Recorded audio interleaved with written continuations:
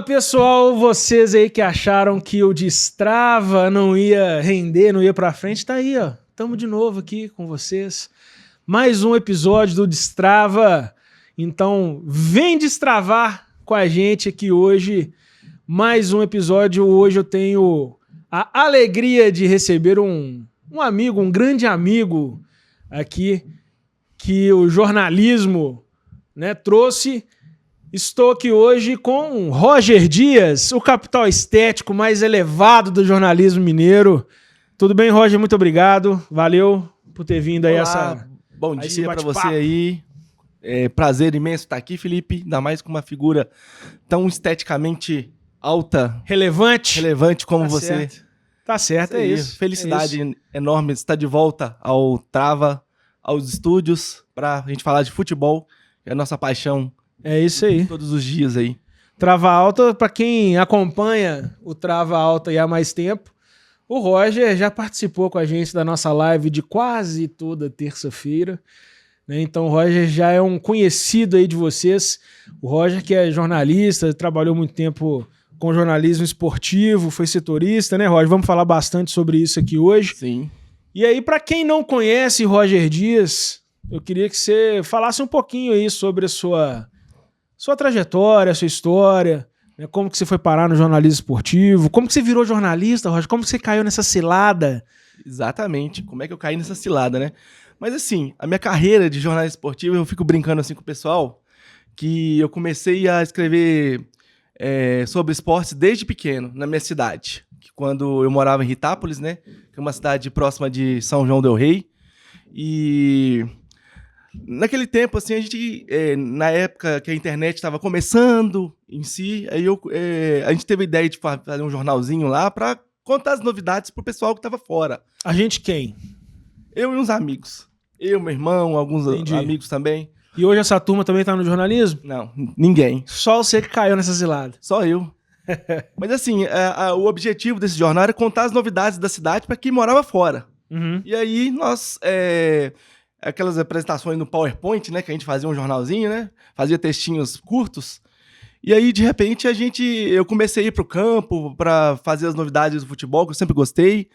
Lá em Itápolis. Exatamente. E, de certa forma, depois disso, eu apaixonei pela profissão, pela área, até o prefeito de Itápolis me chamar para fazer a parte de esportes do jornal da prefeitura. Isso eu tinha 12, 13 anos. Que isso, cara? Então você começou... Exatamente. Garoto mesmo, você começou 12, você tinha 12? Lá pros então, anos 2001... uns 45 anos. Por aí. Né? Eu não lembro direitinho quanto que era essa época, não. Não, brincadeira. Mas como que era isso, cara? Você com 12, 13 anos, você cobriu o esporte em Itápolis. O Sim. que era o esporte em Itápolis? Campeonatos amadores, né? Uhum. Regionais, assim. Aí eu fazia pesquisas, assim, de fotos antigas da época também. Ia pro campo todo domingo, que tinha jogo, né? E aí eu pegava uma pastinha com uma prancheta, ia anotando as escalações, né? Porque, assim, eu sempre fui leitor de futebol, né?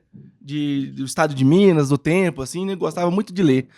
E eu acompanhava tudo que eu lia no Tempo e no estado de Minas, eu fazia no meu trabalho diário, né? Anotar as escalações do mesmo jeitinho, né? Do goleiro, aí ponto e vírgula, lateral direito, zagueiros, lateral esquerdo, volante, armador e 2 atacantes, né? Mesmo formato, aquelas fichas técnicas, né? E aí, de certa forma, foi apaixonando pela questão de entrevistar, de fazer as crônicas esportivas, né? Que é o relato do jogo, né? Sim. Isso aí, de certa forma, foi uma coisa muito latente, assim. Foi desenvolvendo naturalmente. Cara, já citei isso aqui algumas vezes, o Marcos Ghiotti já foi citado aqui, acho que umas 2 ou 3 vezes, que ele falava um negócio, quando eu tive a oportunidade de trabalhar com ele falava que jornalismo, falava muito de rádio, né? Mas eu acho que isso se aplica a jornalismo esportivo. É cachaça, né? Você Exato. Começa, você vicia, você quer ficar com aquilo o tempo todo. Eu digo que não é uma profissão, é uma paixão mesmo em si, porque a gente trabalha 24 horas por dia se deixar, né? Eu, depois que eu me formei em jornalismo, depois que entrei definitivamente na área, eu comecei a trabalhar 24 horas. Quando não estava trabalhando, eu estava vendo jogos antigos, estava lendo sobre futebol, entendeu? me capacitar, né? Para saber cada vez mais. E eu sempre fui muito apaixonado pela área, né? Não só os dias atuais, né? A questão dos clubes, a situação dos clubes atuais, mas situações dos clubes antigos. Eu sempre fui apaixonado por Copas do Mundo, né? Tinha aquele programa até na ESPN, Loucos pro Futebol, que eu assistia todas as edições, ficava louco também, sabe? E isso foi, de certa forma, naturalmente na minha vida mesmo. Tá, beleza. Aí, criança, adolescente, em Ritápolis, cobrindo o esporte lá na cidade. A partir daí, como que foi? Aí eu fui estudar em São João, né? São João del Rei, né? E aí começou também, eu escrevi para jornais de lá, fazia a parte esportiva da escola, né? E, assim, depois que eu entrei pra faculdade, comecei a escrever sobre... Em São João del Rei era ensino médio? Exatamente, ensino médio. E aí depois, que eu mudei para BH, né? Foi em 2007. Aí comecei a me apaixonar na faculdade por futebol, comecei a fazer programas de rádio, matérias no jornal da faculdade, né?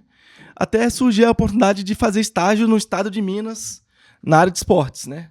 E aí a faculdade você fez onde? Em São João ou aqui? Não, aqui mesmo, PUC Minas. Entendi. E aí você foi pro estágio? Aí eu comecei Curioso.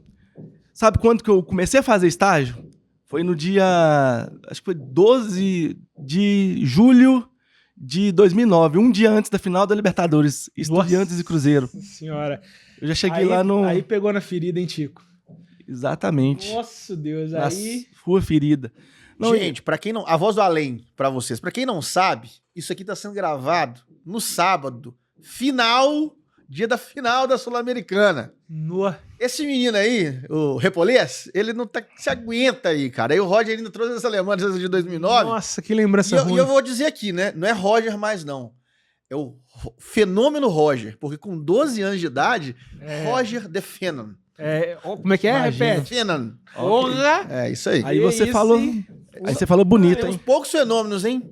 No futebol temos o Ronaldo, no UFC temos Vitor Belfort e no jornalismo, o senhor Roger. Quem me dera. Poucos fenômenos. O Vitor Belfort é o fenômeno do UFC? Ele era fenômeno. É? Fenômeno Belfort. Entendi. Ele começou muito novo também, exatamente. Ganhou tudo muito novo. Entendi. Mas assim, só continuando o assunto, eu já cheguei no estado de Minas, assim, aquela movimentação, né? Mobilização de cobertura, né? Aquela ansiedade também, igual você tá agora, né? Nesse exato momento, né? Não me aguento. Dos cruzeirenses, né? Em torno da final da Libertadores, o Cruzeiro não ganhava a Libertadores desde 97, podia ganhar novamente, né? Tinha feito um jogo com... Tinha tudo pra ganhar, né? 0-0 na Argentina e Aquele gol que o Kleber errou, meu o Fábio pegou tudo no jogo da... Talvez seja uma das... Eu acho que foi a melhor atuação do Fábio Exatamente. no Cruzeiro. Exatamente, eu acho que isso também foi. Porque ele pegou tudo naquele jogo. Pressão intensa do Estudiantes desde o início. O Fábio pegou tudo.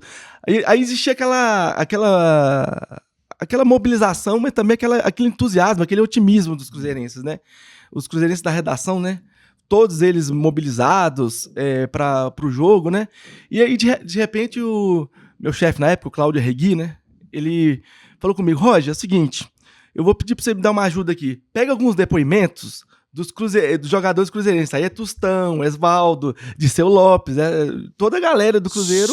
Só figurinha. Só craque.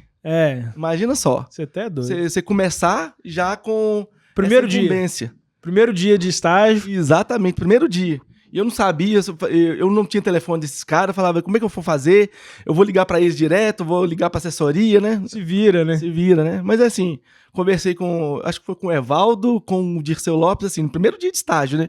E com o Marcelo Ramos. Aí. Marcelo Ramos, que tinha sido ídolo do Cruzeiro recentemente, né? Sim, naquela época, né? Um dos maiores atacantes da história do Cruzeiro. Aí, depois disso, eu já comecei a ter entusiasmo e comecei a fazer matéria de todos os tipos de assunto lá. Sim. Não, mas que estreia. Sim. Que estreia, puta merda. Pensou, Tico? Primeiro dia de estágio, cara vira pra você e fala assim, eu quero que você pegue depoimento de Evaldo Tostão de Seu Lopes, Natal. Natal também tava na lista, só que a gente se dividiu lá, sabe? Quando eu falo que é fenômeno, não é à toa, gente. Tá vendo? Entendeu? Eu tenho feeling. É. Fenômeno do jornalismo esportivo mineiro e Brasil, que saiu mundial. É isso. Imagina. Roger Dias. Não, aí também não.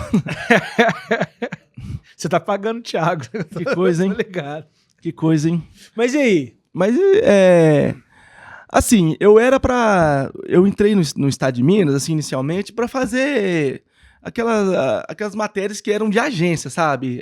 Que a gente recebia de agência, reformava o lead, né? Pra quem não sabe, o lead é o primeiro parágrafo do jornalismo que Responde as 6 perguntas lá, né? Exatamente, revela exatamente o assunto, né? Mudava o lead ali e fazia e colocava no jornal. Só que aí, eu lembro de um fenômeno também, que o Ipatinga estava na 2ª divisão, na Série B do Campeonato Brasileiro. Sim. E do nada, assim, eu fui setorista do Ipatinga. Entendi. Entendi. Que eu tinha que fazer matérias todos os dias do Ipatinga. O Ipatinga daquele safado sem vergonha daquele Itaí Machado. E era na época vagabundo. Era na época dele mesmo. Eu digo, não sei se tem que cortar isso não. Mas desabafei. Desabafei. Cortar nada, meu amigo. Vagabundo, safado. Cortar nada. Aqui a gente não corta nada. É isso. Exatamente. Mas assim, exatamente na época do Itaí, né? Que ele derrubou o Ipatinga também, né? Ele levantou e ele mesmo derrubou. Ele mesmo acabou com o Ipatinga e depois vai acabar com o Cruzeiro. Vagabundo. Aí que eu comecei a ter a noção exata do que era ser setorista, né? Que você tinha que fazer contatos, né? Por exemplo, eu morava em BH e tinha que ligar todo dia pra Ipatinga, fazer contatos, relacionamento com jornalistas de lá pra... E os jogos? Os jogos eu acompanhava pela televisão, né? Não tinha como viajar, eu não podia viajar por questões de estágio, né? E aí a gente acompanhava os jogos... Aí eu comecei a, de certa forma, fazer um arquivo, né, de fichas do Ipatinga, coisas históricas, né, pra servir no dia a dia, né, pra cobertura mesmo. Imagino que tenha sido uma experiência legal que te preparou para coisas maiores depois, né? Exatamente. O que era? Porque pensando, olha só, Ipatinga, um clube emergente no futebol mineiro e brasileiro, um clube novo que ninguém conhece, que talvez não tivesse nem, como é que eu vou dizer, nem estrutura de comunicação assim, tão robusta, né? Uma coisa... Eu imagino que deve ter sido um desafio enorme para ter notícia, para ter... Exatamente. A gente recorria muito à imprensa de lá, os radialistas de lá. Tinha o Jornal Diário do Aço também, que fornecia informações pra gente. E, no mais, era aquela batalha do dia a dia. Fazer noticiário, às vezes não tinha uma informação de determinada coisa, né? Por exemplo, para conseguir uma exclusiva com Walter Minhoca. Não, o Walter Minhoca nessa época não tava, não. Mas se tivesse um jogador, qual que era o jogador do Ipatinga na época que tava... Olha, tinha o Ademilson, acho que ele jogava lá. O Ademilson. Conseguiu uma exclusiva do Ademilson. Era difícil. Pô, não tem nem assessoria direito. Exatamente. Aí falava assim, ele já foi embora.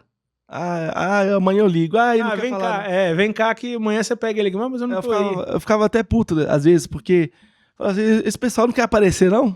Imagina só. Porque é difícil, né? O jogador não tem muito essa verve, essa noção, né? Exatamente. E não tem uma equipe de... Mas beleza. Mas era um assessor só na época, sabe? Hoje em dia os clubes estão muito mais estruturados em termos de assessoria de imprensa, porque na época era só um assessor que fazia um release lá do jogo e pronto, não fazia noticiário, nada. Eram outros tempos também, que eram bons, né? Depois a gente vai até falar sobre isso. O Vinícius Gris esteve aqui. Sim. Gravando com a gente. A gente comentou sobre isso, né? Sim. Que as coisas mudaram muito, né? Os clubes estão mais profissionais, o ambiente é mais fechado. Antigamente a gente podia acompanhar treino, a gente podia acompanhar o dia a dia, pegava entrevista exclusiva com o jogador. Hoje não tem isso, né? Hoje eu acompanhei exatamente essa mudança de rota, sabe? Porque isso, na verdade, começou depois da Copa de 2014, que os treinos das seleções eram fechadas. Antes eram todos abertos. Pra você ter uma ideia, a assessoria do Atlético, por exemplo, e a do Cruzeiro.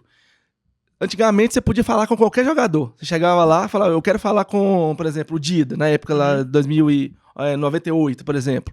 Eu quero falar com o Dida. Aí você ia lá, você entrava até no vestiário, pegava até os caras tomando banho lá, entendeu? Então quer dizer que você gostava de Não, essa época eu não peguei, não. Eu já peguei um pouquinho mais tarde, né? Aí depois começou os clubes restringindo, né? Começou a ter quatro jogadores por dia, né? Que você votava, depois diminuiu para 2, que você votava também, e depois o clube começou a escolher um jogador por dia. E aí o clube que escolhe. E hoje em dia, nenhum. O clube faz a entrevista do jeito que ele quer. Mas isso é uma consequência do desenvolvimento tecnológico, das redes sociais, porque os clubes perceberam a oportunidade de investir nos próprios canais, né? Porque isso rende leads para eles, né? Rende visualizações para eles. Hoje em dia, os clubes têm uma completa estrutura de produção de conteúdo para rede social. Tem um repórter, tem um narrador, videomaker, né? Um videomaker, entendeu? Eles viajam agora, todos eles. Sim. Por exemplo, eu acompanhei essa mudança, sabe? O Cruzeiro, o Atlético começou a mandar videomaker para os jogos, por exemplo, para produzir conteúdos exclusivos, né? Por exemplo, o vestiário lá, momentos antes do vestiário. Os bastidores, né? Tem vídeo de bastidores agora. Jogadores aquecendo, né? Hoje, antigamente não tinha isso. Sem contar o que diminuiu de polêmica, né? Com declaração de jogador depois disso aí, é um absurdo. Às vezes o cara ia pra coletivo, o jornalista colocava ali uma pergunta um pouquinho mais apimentada pro cara cair, às vezes o cara sem maldade dava a resposta que ele pensava e aquilo ali viralizava de uma forma negativa. Hoje o cara vai pra uma entrevista dentro do clube, se ele fizer ou falar alguma asneira, o próprio clube corta, não manda isso pra fora, né, e reduz essa... E outra, né, gente? Controle, né? É um controle e pensando como empresa, onde o jogador é um ativo do clube, né? Você não quer desvalorizar esse cara tem que ser valorizado. Então, qualquer declaração, né, fora ali da linha ou do padrão pode fazer com que esse ativo seja desvalorizado. A gente teve um exemplo agora do Botafogo, do Luiz Henrique, né? Exato. E foi pego ali... No momento em que não tinha tanto controle assim, o rapaz fez uma pergunta e respondeu lá, né, daquele jeito, tudo, e gerou essa celeuma em torno do Luiz Henrique. Então, assim, um pouquinho que foge do controle já dá uma polemizada. Assim, uma das coisas mais interessantes que aconteceu assim, nesse século foi a questão o surgimento das assessorias individuais de jogadores. Inclusive, assim, o Paulo Vilhena, que é um assessor muito... antigo aqui em Minas Gerais, ele foi um dos precursores, um dos pioneiros. Ele foi assessor do Gilberto Silva. Ele ainda é assessor do Gilberto Silva até hoje, assim, só que ele surgiu na época dos anos 2000, quando o Gilberto Silva foi vendido pro Arsenal. Ele que começou esse tipo de serviço. E aí começou a brifar os jogadores, né? Assim, o que poderia falar, o que não poderia, né? Porque é muito assim, jogador de futebol você tem que tomar muito cuidado, porque eles só falam besteira, viu? Eles geralmente são pessoas mais simples, que não tiveram oportunidade de estudar, né? E aí não tem controle do que falam, né? Às vezes são pessoas tímidas também. Sim. E aí começaram a ser muito bem brifados pelos clubes. Tem vários lados aí, né, Roger, dessa situação, assim, igual o Tico falou, um controle maior, o clube agora, igual você falou, tem um controle das redes sociais, produz conteúdo. Só que, assim, pro jornalismo esportivo, eu comento que, assim, você assiste um programa esportivo na Band... Você assiste um na Globo, você assiste um na Rede Minas, é a mesma coisa. Porque as entrevistas são as mesmas. É tudo mesmo. E outra coisa, agora, por exemplo, para produzir conteúdo para veículo de comunicação, ficou muito difícil. Hoje em dia, por exemplo, a Globo vai lá, coloca simplesmente o repórter lá de fora da Cidade do Galo ou da Toca da Raposa, às vésperas de uma decisão. Nós estamos aqui... Jogadores estão lá concentrados e, assim, não tem imagens da parte interna. Porque... E é a mesma notícia sempre. A mesma notícia sempre, sabe? E o noticiário é sempre baseado em suposições. Por exemplo, eu acho que vai... a tendência é jogar fulano de tal ou fulano de tal, né? Antigamente não, a gente dava a escalação certa, porque a gente tinha visto o treino, né? A gente tinha acesso a todos os dias no clube, a todos os treinos praticamente, viu o treinador dar o coletivo lá, distribuir os coletes, né, para definir o time titular, depois batia um papo lá com segurança, com o preparador físico para saber como é que estavam os jogadores, né? Hoje em dia não tem mais isso. E assim, você falou que acompanhou essa transição. Sim. E foi exatamente nessa transição mesmo, porque o que deixa a gente triste, né? Porque hoje em dia, quem surgiu depois disso, quem se formou depois disso, começou a trabalhar com o esporte depois desse momento, não pegou o que era antes. Hoje é uma dificuldade enorme de fazer conteúdo para futebol, entendeu? E, gente, desculpa interromper, e eu acho que os clubes estão perdendo uma baita oportunidade. Eu não sei se vocês acompanham Fórmula 1. A Fórmula 1, depois que foi vendida pelo grupo americano, a Netflix entrou e produz todo ano uma série que chama Drive to Survival, que é dentro do negócio. Sim. Então você pega as brigas, você pega, sabe, as dificuldades, pega tudo e obviamente que não solta isso durante o ano. Acabou a temporada, eles vão soltar essa série no próximo ano pra galera ver como foram os bastidores. É difícil fazer isso a nível de campeonato brasileiro, né, envolvendo todos, mas os clubes individualmente, cara, eles podiam fazer isso, porque é uma baita oportunidade de tornar mais atrativo e fazer com que o futebol seja entretenimento fora do jogo também. Exatamente. O futebol envolve muitas coisas além do que tá no campo, né? Envolve, por exemplo, um jogador que teve um problema sério na família, entendeu? Sim. Às vezes ele tá... Isso influencia diretamente no desempenho dele no campo, né? Mas, assim, um aspecto que eu queria abordar com você que é o seguinte... Eu não sei qual a sua opinião sobre, mas você falou que pegou esse período de transição e eu acho que a gente é mais ou menos da mesma época, talvez, e a gente passou por um fenômeno aí que hoje é estudado, né, nos cursos de jornalismo. A gente ainda não chegou a estudar isso, acredito, mas depois do Thiago Leifert, sim, a Leifertização, né, do jornalismo esportivo, exatamente. A coisa virou muito entretenimento e eu acho que a informação, em muitos casos, fica em segundo plano. Uhum. Então, assim, eu avalio isso como algo ruim.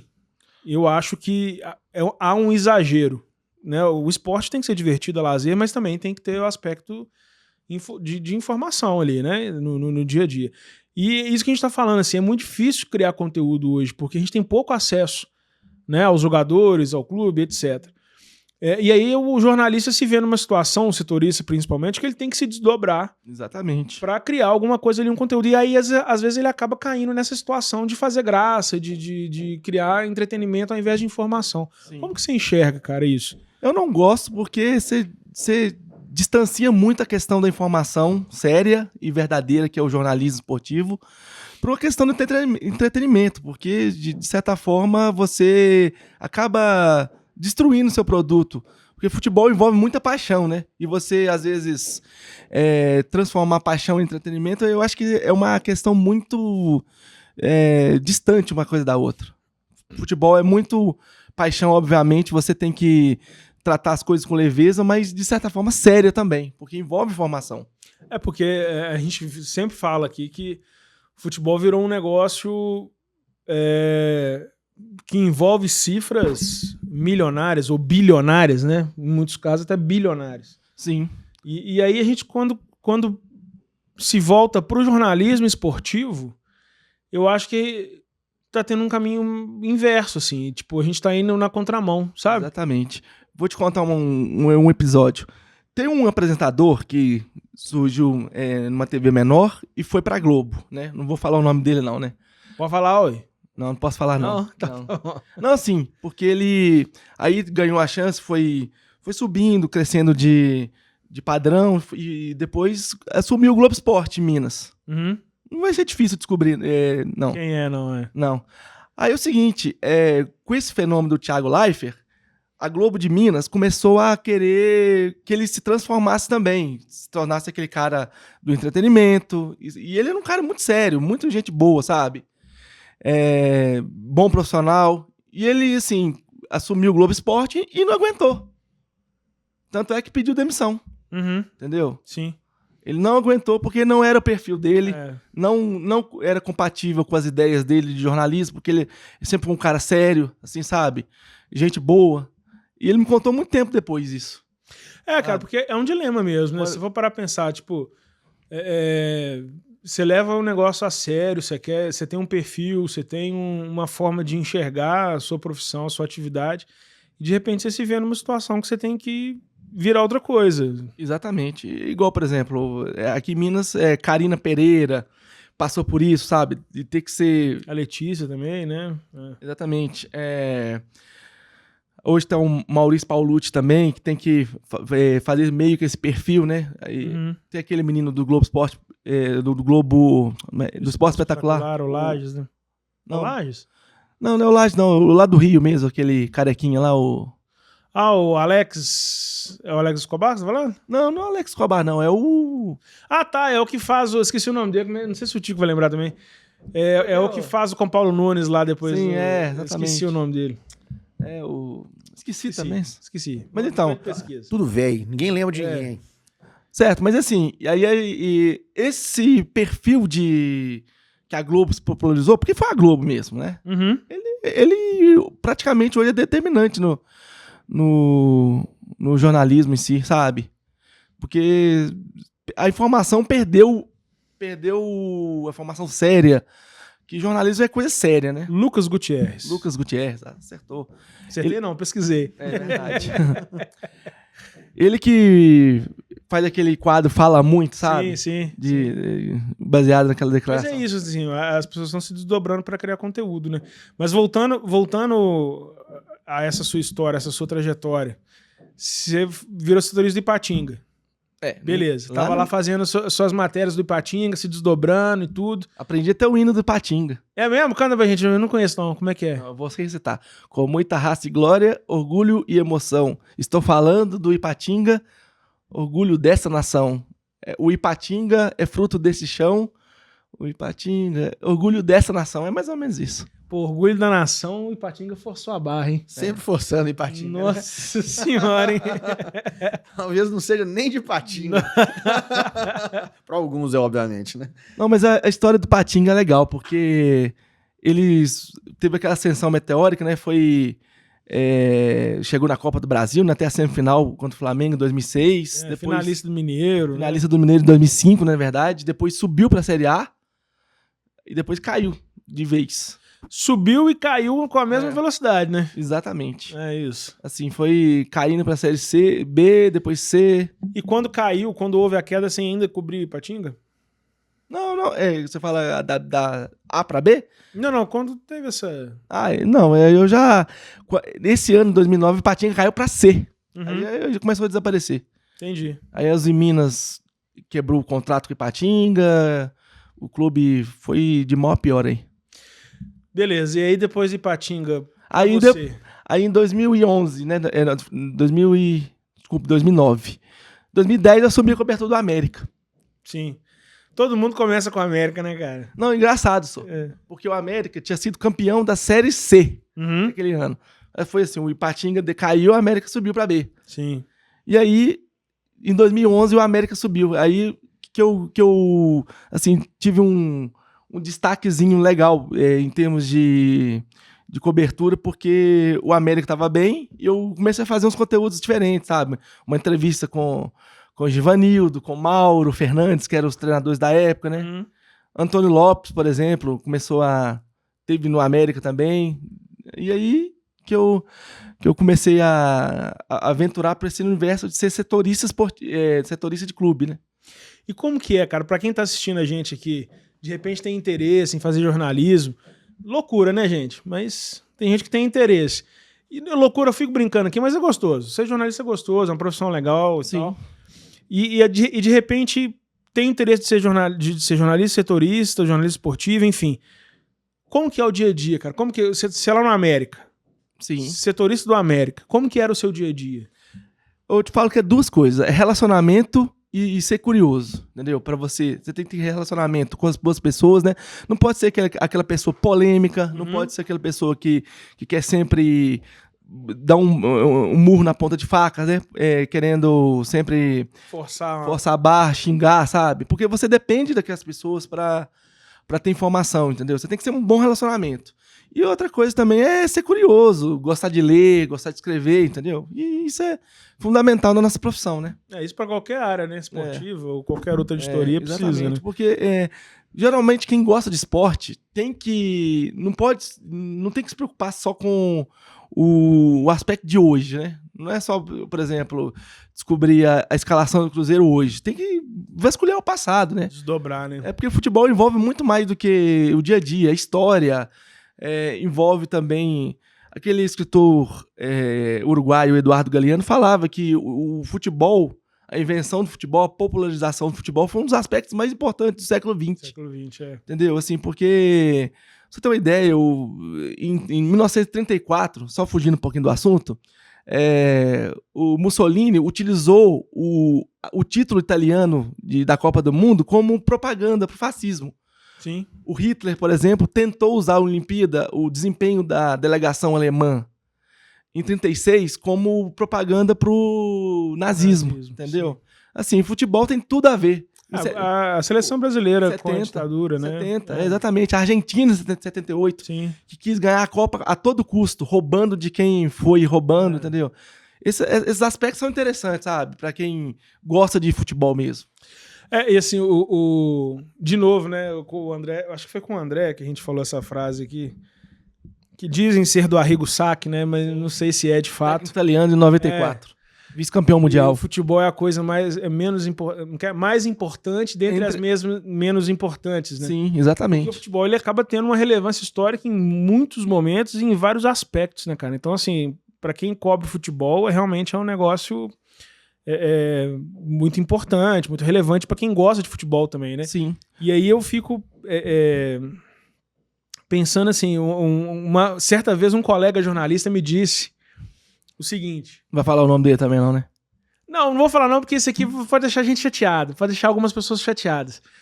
Porque ele falava comigo assim, o jornalista esportivo, geralmente, se ele for deslocado para outra editoria, ele consegue se dar bem. Exatamente. Jornalistas de outras editorias, quando deslocados para o jornalismo esportivo, nem sempre. Não faz. Geralmente não consegue. Pois é. Porque é algo realmente muito específico, é uma rotina muito diferente, é algo muito especializado. Então, assim, e eu concordo com essa frase, cara, eu acho que isso é verdade. Uhum. Eu tenho um amigo que é o Ivan Drummond, que já é veterano. É doido, Ivan Drummond é um monstro. Exatamente, assim, que ele... Inclusive, abraço pro Ivan e pro Felipe também, o Felipe Drummond. Um abração pros dois, exatamente. O Ivan, eu digo ele que ele é meu segundo ou terceiro pai, entendeu? Porque a gente tá sempre junto, sempre ligo pra ele, né? Assim, ele começou a cobrir polícia, depois foi pro esporte, e assim, ele faz de tudo, sabe? Porque ele se dá muito bem, porque justamente aprendeu esse ofício do jornalismo com o esporte, entendeu? E ele vasculha aquelas histórias mais interessantes, né? Ele já cobriu 5 ou 6 Olimpíadas, não sei. E isso, de certa forma, ajudou muito ele a fazer outras matérias. Já ganhou 2 prêmios ESSOs, né? Uhum.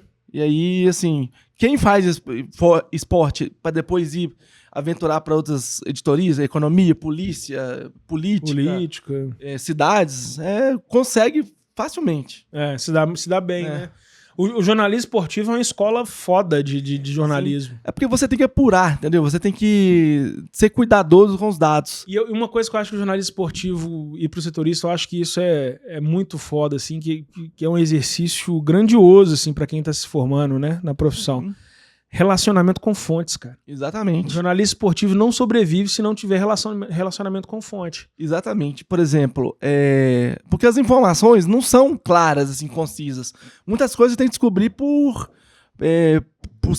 pelo seu relacionamento, né? Você liga lá para um segurança, para um porteiro do clube, por exemplo. Já teve muita gente de dentro do Atlético, hoje eu posso falar isso, né? E já deu informações. Uhum. Por exemplo, isso acontece a todo momento, todos os clubes. Quando o Atlético estava contratando o Roger Machado, meu xará, em 2016, final de 2016, foi uma fonte lá de dentro do clube que me passou, entendeu? Fala, o Atlético tá trazendo o Roger, corre lá pro aeroporto para vocês fazerem a foto, entendeu? Uhum. E aí... Dito e feito. Nós demos furo, entendeu? Beleza, hein? Exatamente. Tinha um segurança lá, por exemplo, que quando o Atlético ganhou o Libertadores, tinha um segurança lá que me contou o valor do bicho, né? Pra cada um. 100 mil reais. Entendi. Aí o Maluf, né? O falecido Eduardo Maluf, leu no estado de Minas. Chegou no tio. Quem que te contou esse negócio? Com aquela voz rouca dele. Exatamente. Nossa, aí eu assim, muito novinho ainda, 22 anos, né? Falei assim, foi alguém de dentro do clube aí. Aí ele Cara, ficou bravo, né? E assim, beleza, agora a gente tá entrando nesse assunto, né, do Atlético e tudo. Você foi setorista do Atlético. Durante 8 anos, né? Até 2020, né? Pois é. E aí você, cobrindo o dia a dia ali do Atlético, eu imagino que você tenha passado por situações que muita gente gostaria, né? Muita gente sonha em ser jornalista esportivo e ser setorista. Sim. Queria que você compartilhasse com a gente algumas dessas experiências, assim. O que você passou de mais legal, o que você passou de mais perrengue. Sim. Né? E depois eu tenho uma outra pergunta para te fazer sobre esse dia a dia. É o seguinte, eu assumi setorista do Atlético em 2012, né? Ou seja, o Atlético tinha acabado de tomar aquela goleada de 6-1 pro Cruzeiro, em Sete Lagoas, e tava naquela reformulação, se o Cuca ficava, e acabou ficando, né?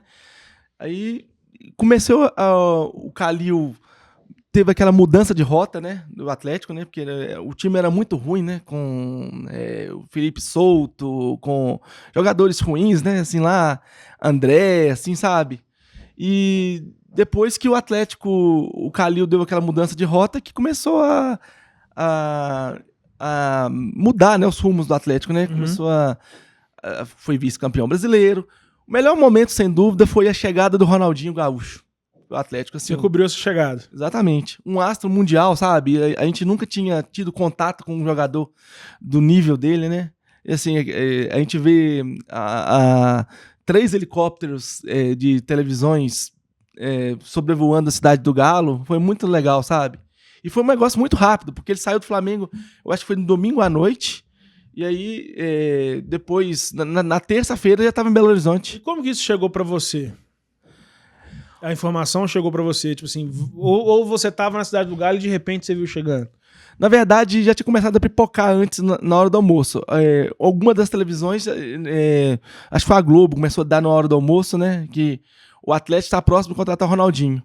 Uhum. E a gente já ficou louco, querendo saber informação, já tentando ligar pro Assis.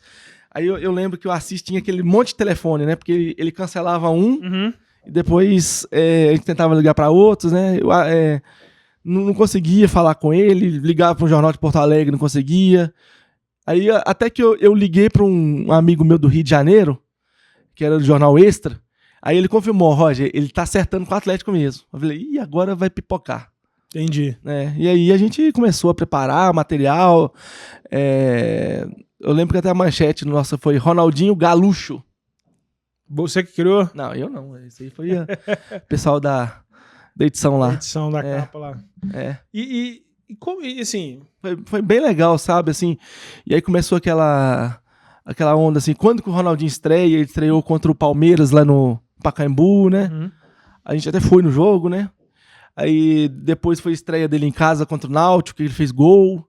E, assim, foi muito legal porque ele revolucionou. Eu sei que você não vai gostar muito disso, mas ele fez o Atlético subir, assim, de patamar, sabe? Porque o Atlético sempre aquele clube zoado, aquele clube que nunca tinha ganhado nada desde 71, que de certa forma não tinha ido em Libertadores. Aí, em seu primeiro ano, o Atlético foi vice-campeão brasileiro e já garantiu vaga na Libertadores. Alguns falam que o Fluminense ganhou com a ajuda de arbitragem, que é brasileiro, assim, mas isso foi muito legal. E depois, em 2013, continuando no assunto, eu pude fazer minha primeira viagem internacional, que foi aquela estreia do Atlético contra o Arsenal de Sarandi. Assim, muito legal, assim, sabe? Muito enriquecedor para mim, porque eu nunca tinha viajado para fora do país e, de certa forma, já tinha uma incumbência enorme. Seguir os passos do Ronaldinho, entendeu? E a gente assim...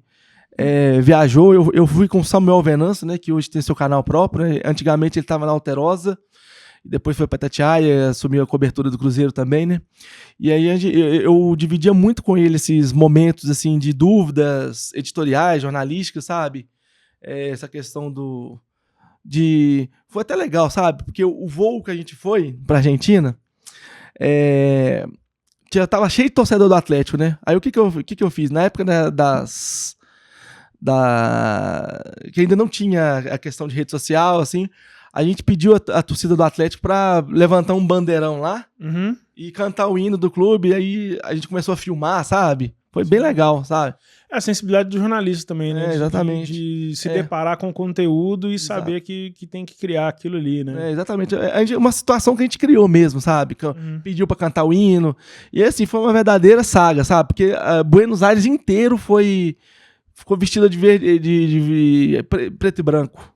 E assim, que você falou, foi a sua primeira viagem internacional e tudo. E é legal pensar isso, assim, que o jornalismo esportivo ele te traz oportunidades também, né? Ele te traz experiências que muita gente não tem. Né? Ele te traz experiências que são muito bacanas. Para quem gosta de futebol, conhecer vários estádios. Exatamente. Né? Se relacionar com várias torcidas. Não, e você vê caras, por exemplo, da televisão, de repente, no seu dia a dia.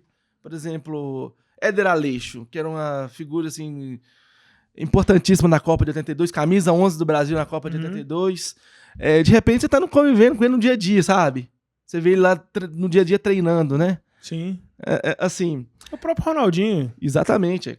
Você viu ele lá contra a Inglaterra em 2002, metendo aquele gol no David Seaman. E aí, de repente, ele tá no seu dia a dia, conversando. Eu lembro uma vez que a mãe dele tava naquele tratamento. Sim, lá que a torcida fez aquela homenagem. A torcida fez aquela homenagem. No dia seguinte, ela foi no CT pela primeira vez. Aí eu, assim, todo empolgado, falei assim, Ronaldinho, por favor, você pode dar um abraço na sua mãe pra fazer uma foto? Suas? Ele falou, não, claro. Foi lá e deu um abraço nela. Entendi. Foi a foto bem legal, da sabe? semana, né? Exatamente, assim, ele abraçado com a mãe dele, porque não tinha essa foto... Na verdade, isso foi antes, né? Esse episódio não foi no CT antes, né? Foi naquela semana que ela foi no estádio, que foi homenageada, né? E aí, assim, foi muito legal, sabe? Porque, assim, a gente teve vários aspectos que deram trabalho também, né? Igual, por exemplo, o dia do jogo do Vasco, né? Que o Calil chegou a mandar o Ronaldinho embora, aí depois voltou atrás. Eu só sei que no sábado a gente ficou o dia inteiro, a manhã toda, por conta de trabalhar para apurar isso. Descobrir história, né? Porque não havia treino, né? Aberto, né? No caso, no sábado, os clubes, nessa época, já começavam a fechar no sábado, né? E assim, só pipocando assunto, se o Ronaldinho ia embora ou não. Acabou que o Calil perdoou ele, né? E assim, você falou assim, a gente acabou passando por situações que eram desafiadoras. A gente falou da relação do setorista com as fontes. Sim. Relação com fonte, para todo jornalista, é algo delicado, porque é fundamental. É fundamental mesmo. Mas precisa de um certo cuidado em vários aspectos, inclusive na decisão de noticiar algo, por quê? Você tem que manter a sua relação com as suas fontes. Exatamente. Mas dependendo do que chega na sua mão também de informação, você não pode segurar. Seu papel como jornalista é divulgar. Exatamente. Você tem a notícia. Como que é para o setorista, cara, fazer essa avaliação? É uma avaliação que você faz sozinho enquanto profissional, enquanto setorista? Não. Você, né, só para quem está assistindo a gente, entender como que funciona, né, esse tipo de coisa. A gente é um funcionário de um veículo de comunicação, né? Então, ou seja, a gente tem que discutir a pauta diretamente com o seu editor, com o seu diretor de redação.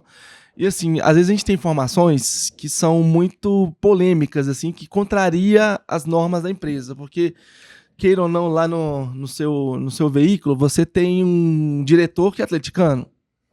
Inclusive, na época Na sua época... Era não só atleticano, mas conselheiro do Atlético, entendeu? Ou seja, tinha algumas coisas que eram perigosas de falar. Eu tinha uma pauta, inclusive, muito polêmica, a questão de independência, que não passou. Eu não consegui convencê-los a dar. E nunca saiu essa informação. Uma pauta polêmica sobre a questão da administração da independência. Por quê? Por causa de questões editoriais da empresa, entendeu? E aí é muito... A gente não discute isso sozinho. Aqui no Trava não tem isso, não. Pode olhar para a lente da verdade ali e dar sua notícia. Manda exclusiva. Exclusiva. De quando a exclusiva? Boa tarde aí, exclusivo. Em 2000 e... quanto? 2012, né? 12? Quando... Não, foi aquela época do Independência, sabe? O Atlético, de uma hora para outra, assumiu a administração da Independência. Fez o contrato com a BWA, que hoje é Lu Arenas, né? E assim, aí tinha um envolvimento lá, né, da diretoria do Atlético com essa questão dos da administração, entendeu? Entendi mais ou menos, mas sigamos. Não, mas você entendeu, né? Exatamente. Sim. E assim, mas assim, não passou, sabe? Uhum. Mas assim, já a formação já velha, né? Já velha, assim. Mas assim, mas é isso, é interessante para as pessoas entenderem como que funciona isso. Porque a gente, às vezes... A gente não consegue publicar tudo, sabe? A gente não nasce uma informação de dentro do clube, assim, que você tenha que... Você não tem que passar para sua chefia, né?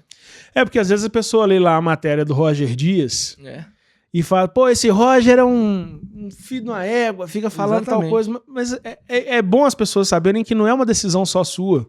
Não é algo que parte somente de você, né? Existe uma linha editorial, existem decisões de pessoas que estão acima. E é interessante porque, como você falou, o futebol envolve muita paixão, às vezes a pessoa não tem essa clareza. Um dos episódios mais estranhos pra mim, assim, que eu tive mais dificuldade de lidar foi em 2017, né? Sempre teve aquela questão, né? Existiu aquela goleada do Atlético sobre o Cruzeiro? 9-2. Eu fui a fundo descobrir essa questão, né? Fui na biblioteca pública estadual, lá na Praça da Liberdade. Pra saber se tinha algum jornal da época, e tinha realmente, né? Tinha uma notinha na época do jornal Diário de Minas. Fui atrás dos familiares, né? A filha do Mário de Castro, né? Que foi um dos caras que fez gols, né? Sim. E assim, eu publiquei essa matéria, né? No jornal, né? Só que é o seguinte, ela era pra ter um destaque grande, mas não teve. Por quê? Porque o editor é cruzeirense.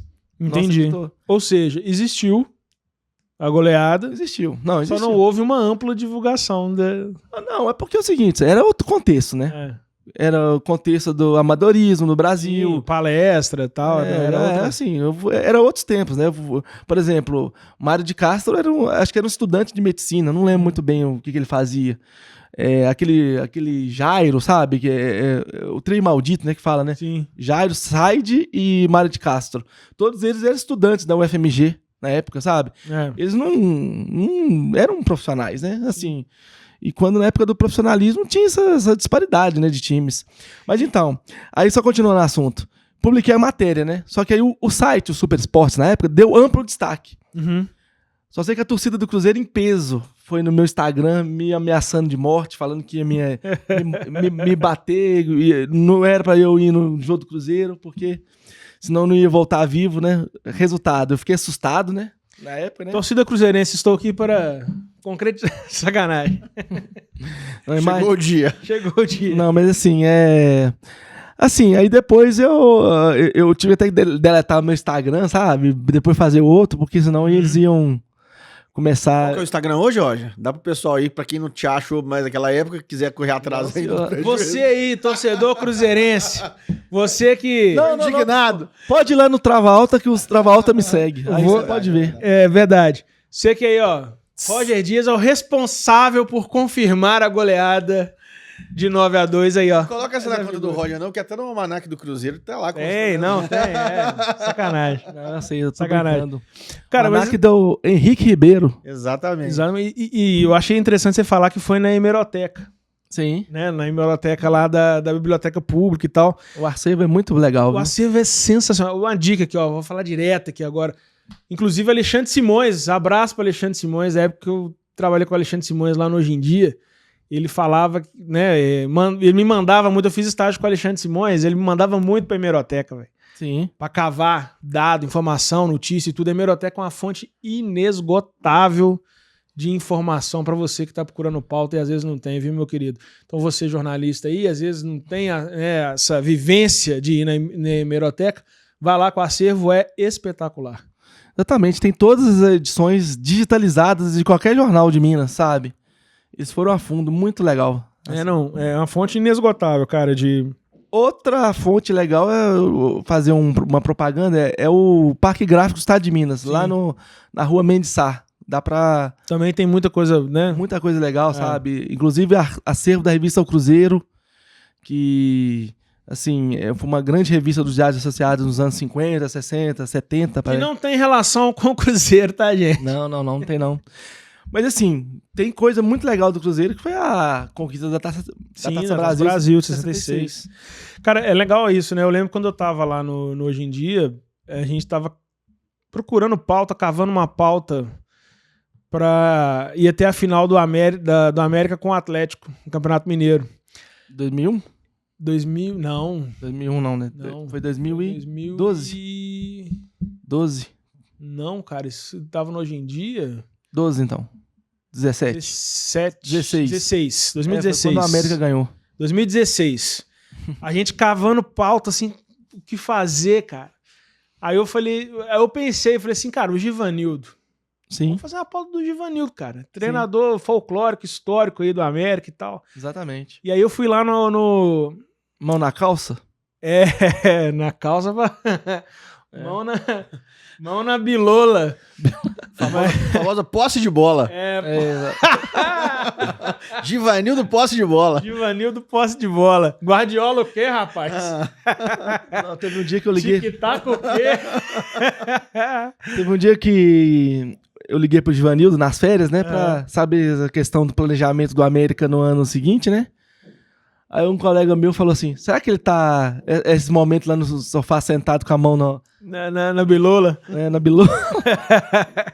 Cara, mas foi interessante, assim, eu lembro que eu fui fazer... Aí eu fui propor a pauta e tudo, aí o Simões falou, Repolês, hoje é o dia inteiro na hemeroteca. Se vira, vai pra hemeroteca eu acho legal, sabe? O Alexandre Simões ainda é um dos poucos jornalistas que ainda aposta nesse lado da história do futebol, sabe? E o homem é uma enciclopédia, né? Em Minas Gerais, ele é um dos poucos. O homem é uma enciclopédia. Estilo PVC, né? A gente até brincava, né? Tipo assim, o Alexandre Simões escreveu mais livro que o PVC, porra. Não, com certeza. Ele escreveu um livro muito legal da história do Mineirão, 50 anos do Mineirão. Sim, muito, muito legal mesmo. Outra fonte legal é aquele assessor do Vila Nova. O Wagner Augusto. Não sei se o Wagner Augusto não conheço. Ele é um historiador muito legal. Só que ele escreve mais do Vila. Do Vila. Só que pelo fato do Vila... O Vila que tem uma história foda, né? Sim. O Vila que foi... jogadores foram todos funcionários da Vale lá. Legal demais. Da Ângulo, né? É a Ângulo, desculpa. É a Ângulo, exatamente. Até interessante falar que sobre essa questão do Vila, que quando eu tava no América... Aí o seu Vaduca era funcionário lá, administrador do CT do América, né? O Lana Drummond, né? Aí ele me contando a história dele, né? Que ele jogou no Atlético, fez um gol do título do Atlético de anos 50 lá, e depois foi jogar no Vila. Olha aí. Aí fez o gol do último título do Vila em 51.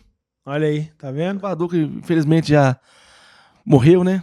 Mas assim, essa história é muito legal, sabe? Eu ficava contando a história dele.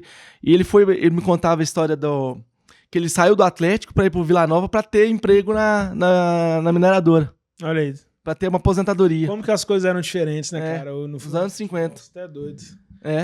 Teve a história também do Baldo, né? Do Atlético. Essas histórias, assim, que é legal de você ir pra hemeroteca, de você ir pesquisar. A história do Baldo, quando ele fez o gol do título do Atlético Mineiro, nos anos 50 também, e foi carregado do Independência até a Praça 7 pela torcida com os ombros. Você vê. Que doideira. Muito legal. Não, muito massa, cara. O futebol, ele é uma fonte inesgotável mesmo de histórias, né? Não, mas a gente pode falar do Cruzeiro também, assim, de história do Cruzeiro. O famoso título de 66 do Cruzeiro é muito legal. A Taça Libertadores no ano seguinte. Em 76, né? 76 eu lembro do Joãozinho contando pra gente, sabe? Que o Nelinho ia bater a falta contra o River Plate.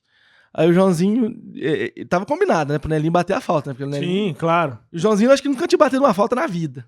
Ele foi e bateu... Aí quando veio, foi lá, bateu e pimba.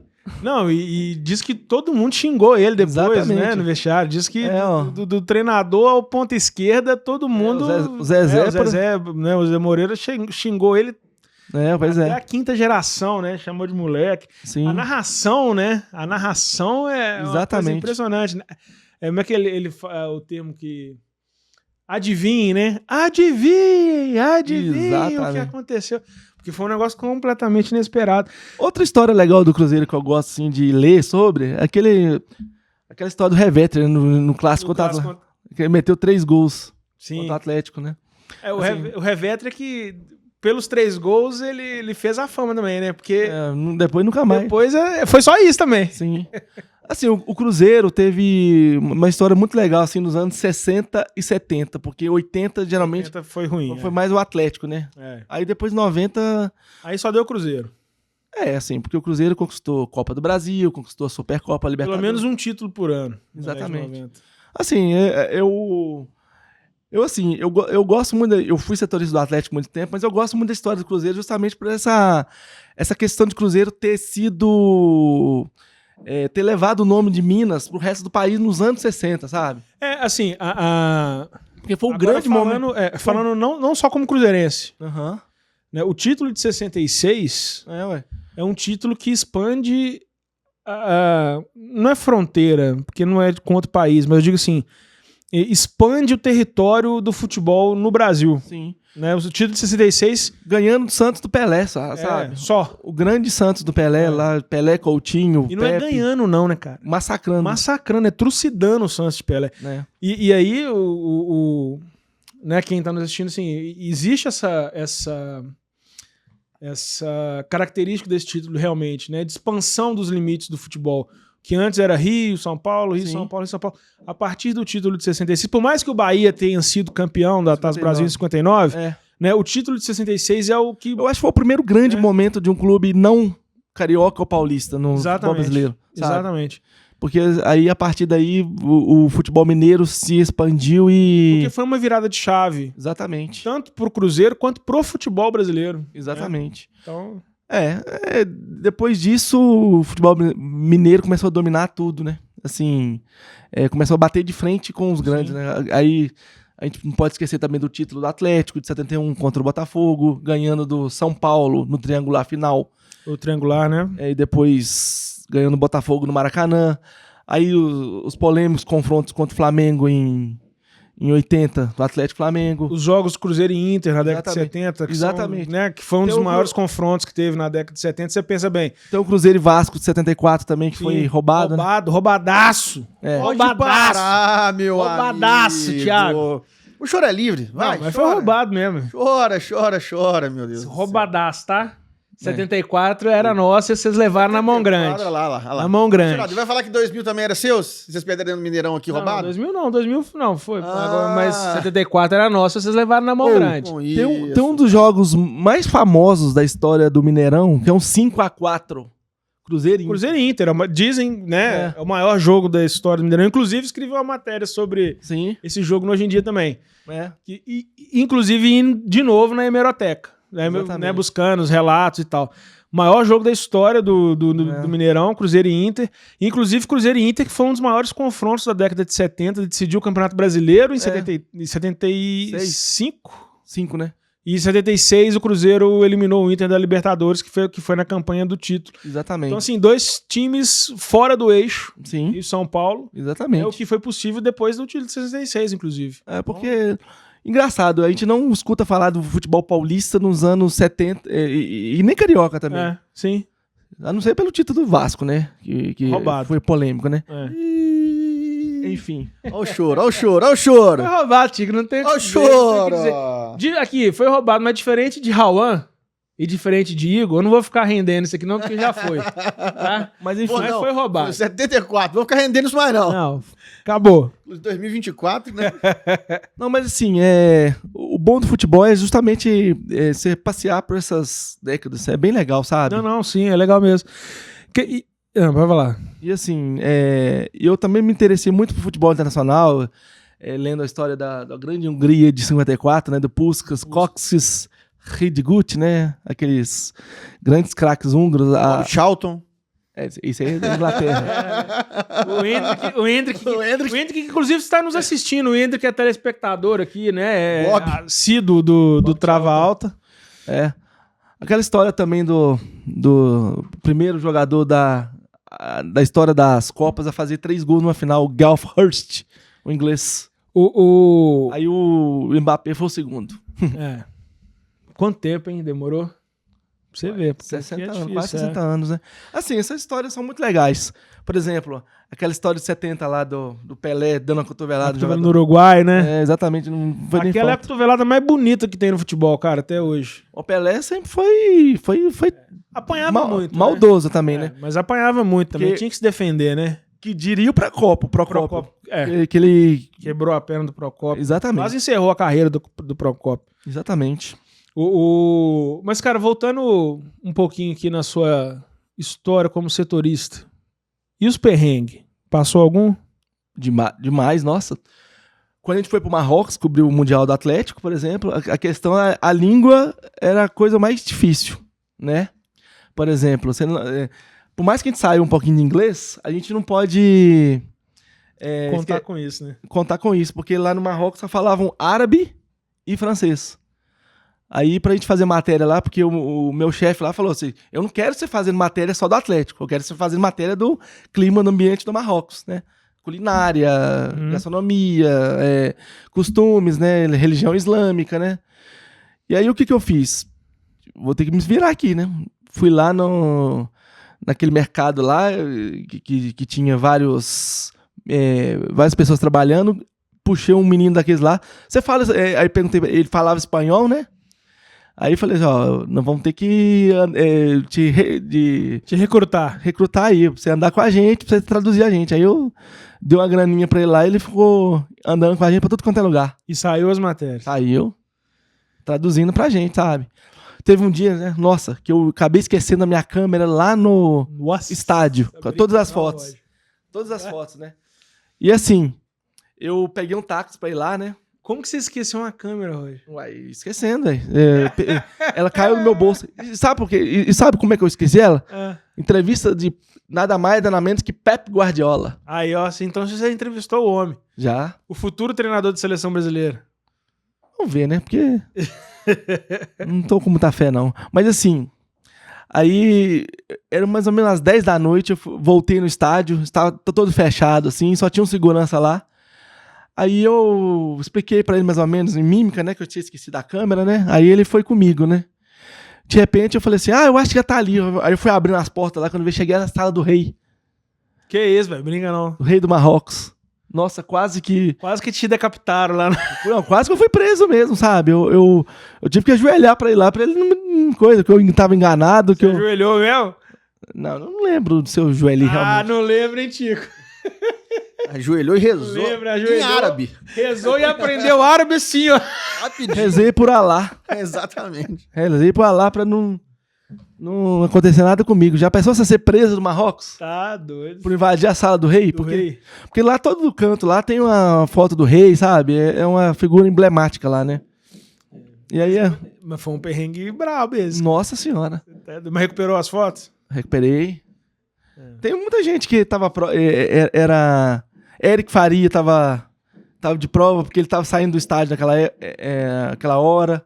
Deixa eu ver quem mais. A Luiz Oliveira, que hoje é da Bandeirantes, estavam também. Esse te vira ajoelhado lá. Alexandre Losetti tava também. Esse te vira ajoelhado lá. Mas deve ter visto, né? Não, mas assim, cara, é perrengue, mas é história, né? Mas sim, foi bem legal essa viagem do Marrocos, porque eu fiquei 15 dias lá. Fiquei 15 dias fazendo matéria, conteúdo. E o fato da gente ter ido antes, né? A gente chegou lá uma semana antes da final. Nós já mapeamos todas as matérias lá. E quando a concorrência nossa, na época do Jornal Tempo, chegaram lá e a gente já tinha feito praticamente todas as matérias. Não era novidade para eles. Quando eles foram correr atrás, a gente já tinha feito. É isso, né? Jornalismo, querendo ou não, tem essa questão do planejamento, né? Planejamento, né? Foi bem legal, sabe? Foi uma das experiências mais legais. Aí, depois de 2014, teve a Copa também, que eu cobri. Agora eu vou andando um pouquinho mais rápido, né? 2016 também teve uma experiência difícil para mim também, que foi o acidente de Chapecoense, né? Que teve que desdobrar. Eu voltei em Chapecó. Eu fui em Chapecó, na verdade. Meio ano depois. Foi até um jogo do Atlético lá. A gente teve que resgatar o passado, né? As famílias, uma cidade em luto, né? Foi muito triste, assim, sabe? Foi um dos momentos mais tristes também. Mas é isso, né, cara? O jornalismo esportivo, igual eu falei, traz experiências, traz situações boas, ruins, fáceis, difíceis, mas que no final viram boas histórias, né? Sim, exatamente. Eu tive no 7-1 também, que foi uma experiência triste para nós brasileiros, mas assim que quem viu naquele dia, quem viveu aquela Copa, sabia que ia acontecer alguma coisa ruim. Não sabia que era 7-1, né? Porque o Brasil não vinha fazendo uma grande Copa, né? Não vinha mesmo. O Brasil ganhou de um... Passou cagaço contra o Chile aqui no Mineirão, já podia ter sido eliminado. Pois é, o Brasil ganhou de virada na estreia, empatou com o México na grande partida do Ochoa, tomou susto contra Camarões, passou aperto contra o Chile, passou aperto contra a Colômbia com a lesão do Neymar, entendeu? Ou seja, não era uma grande Copa. Ou seja, e o time também não era bom. Esse time de 2014 do Brasil era um dos piores que tinham. E a Alemanha voando. Exatamente. Com o Bernard alegria nas pernas. Engraçado, nesse jogo lá, a minha pauta do dia era acompanhar os passos do Bernard. E aí? Foi difícil escrever, porque ele não apareceu. Porque assim, vai fazer o quê? Falar o quê sobre o Bernard? Não fez ele tocou 10 vezes. Ele tocou na bola 10 vezes só, durante o jogo inteiro. Aí. Ou seja, a bola não passou por ele. É mais ou menos o que o Bernard tá jogando agora no Atlético. Sim, mas o Bernard, assim, eu tenho um pouco de crítica porque ele nunca foi isso tudo, jogador. Nunca foi. Acho que não. Porque é o seguinte, o Cuca descobriu ele como ponto esquerdo, assim, mas assim, tinha... Garoto, rápido, mas tinha engrenagem, uma engrenagem perfeita do Atlético, com Tardelli de um lado, Ronaldinho no meio, 2 volantes que marcavam feito leões, Pierre e Leandro Donizete. É isso que eu ia falar, porque assim, ele era um garoto rápido, tinha velocidade, mas pra ele era muito fácil, ó. Com quem que ele jogava, pô? Sim, exatamente. Engraçado, eu tava falando agora há pouco, nesse primeiro jogo que eu fiz no Internacional, foi contra o Arsenal Sarandi. O Bernardo fez 3 gols. Aí. Na cagada. Os 3 na cagada? Sim. Puta, vai cagar, hein? Não, teve uma hora que o bicho cagão. Não, teve um lance lá que parece que o jogador do Arsenal escorregou, a bola sobrou pra ele e meteu no ângulo do goleiro, sabe? É sorte, né? Mas quem tem Ronaldinho no time, só até eu faço gol. Até eu, nesse físico de mamute aqui, faço gol com o Ronaldinho. Mamute. Olha, eu não tô podendo falar muito disso, não. Não, mas a gente é jornalista, a gente não é jogador, então... Tô falando do físico de mamute. Então, eu estou falando, tá de boa, tá tranquilo.